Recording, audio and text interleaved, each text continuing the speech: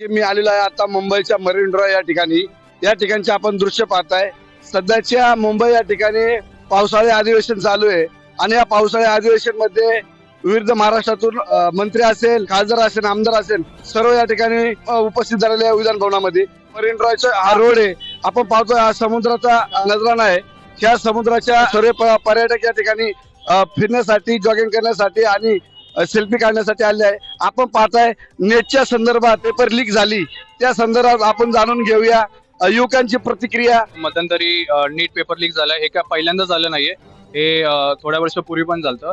2-3 वर्षापूर्वी आहे ना नीटचं एक मार्किंगचं हे पण झालं. मार्किंग सिस्टम मध्ये पण फेलियर आलता. तर हे फार चुकीचं ऍक्च्युली, कारण भरपूर ऍस्पिरंट्स लाखोंमध्ये असतात, ऍक्च्युली प्रिपेअर करतात, त्यांची वर्षभर मेहनत असते आणि ते मग त्यांची मेहनत वेस्ट होते. काही जण सुसाईड पण करतात. आईबापांची अपेक्षा वगैरे असते, ते फार बेकार होऊन जात असतं. आणि सध्या आता महाराष्ट्र सरकारमध्ये काय चालू आहे की आता खासदार वगैरे काय फुटले, तर आता सध्या सरकार खासदार फुटले, हे फुटले, त्याच्यावरती गेले माहिती का. युथ बद्दल कोण विचार करत नाही माहिती का. तर आता सध्या ते चुकीचं झालंय मला असं वाटतं. ते कॉक्रोच जनता पार्टी आली, त्यामध्ये जे कोण अभिजित टिपके त्यांनी थोडा आवाज का उचलला, तर त्या उचलला पण त्यावर त्यांना ते मेन स्ट्रीम लाईट मध्ये आणलं नाही गेलं माहिती का.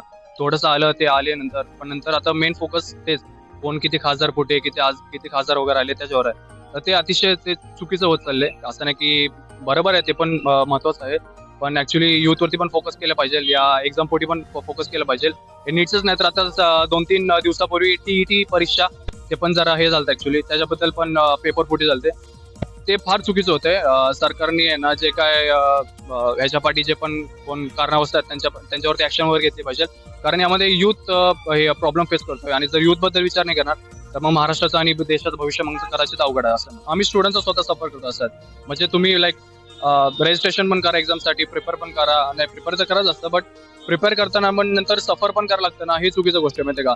आणि सफरची गोष्ट असं पण नाही की लाईक हे आहे माहिती का, काही लोक पैसे देऊन पेपर फोडतात वगैरे, पण त्याच्यामध्ये जे गरीब मुलं माणसं आहेत ना त्यांचं नुकसान होतं माहिती का. त्यांच्या अपेक्षा कुठे ना कुठे मग हे होते माहिती का, आपल्या मग ते लोक मग असे सुसाईड वगैरे करतात. ते फार चुकीचं होऊन जातं असं. एक्झाम कंडक्ट करण्याचा जो एन्व्हायरमेंट असतो तो एकदम कसा सिक्युअर केला जाईल, एकदम सिक्युरिटी कशी प्रॉपर प्रोव्हाइड करता येईल, त्याबद्दल एक विचार केला पाहिजे. आणि दुसरं मेन म्हणजे तर सेंटर्स वगैरे असतात ना आपले, एक्झाम सेंटर्स वगैरे, कधी कधी सर्व फेलियर वगैरे पण होतं तिकडे, तर ते एक गोष्ट कन्सिडर केली पाहिजे माहिती का. आणि दुसरं मेन म्हणजे की युथ आणि जे ऍस्पिरंट्स आहेत त्यांना जास्तीत जास्त प्रोत्साहन केलं पाहिजे माहिती का, कारण मोठ्या मोठ्या नॅशनल लेवलच्या एक्झामसाठी जर इन्स्पायर होतील आणि प्रोत्साहित होतील तर जास्त लोक अपिअर होतील आणि जास्त आपल्या मग महाराष्ट्राचाच फायदा असं मला वाटतं.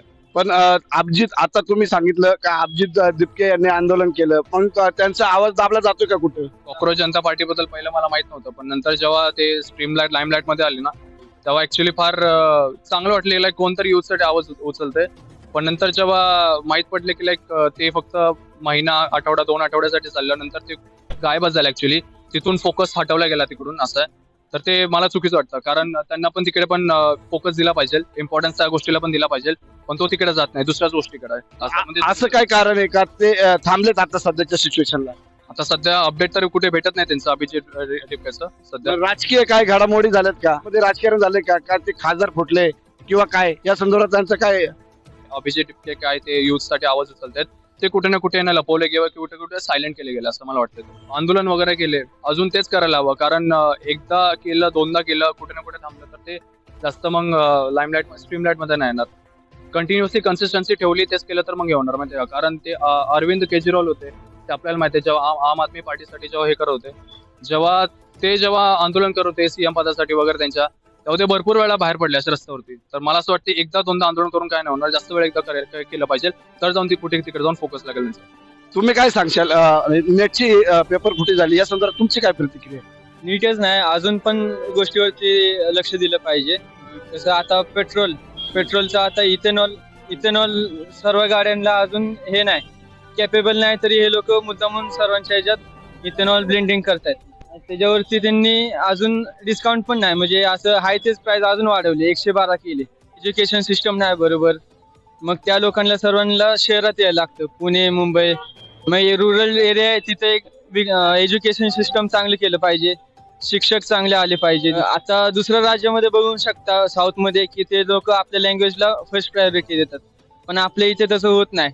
आता तुम्ही हल्ली बघितलं असाल की मराठी माणसाला हे नाही जास्त महत्व दिलं जात नाही, आणि लँग्वेज आपली पुढे पण म्हणजे महत्व त्याचं कमी होत चाललंय. पहिलीपासून मराठी सब्जेक्ट आलं पाहिजे शिकवण्यात. सरकारने मराठी शाळेवरती पण लक्ष दिलं पाहिजे.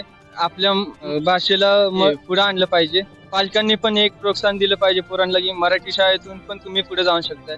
कॅमेरामॅन मनीष कांबळे, मी हरिभाऊ बंबले.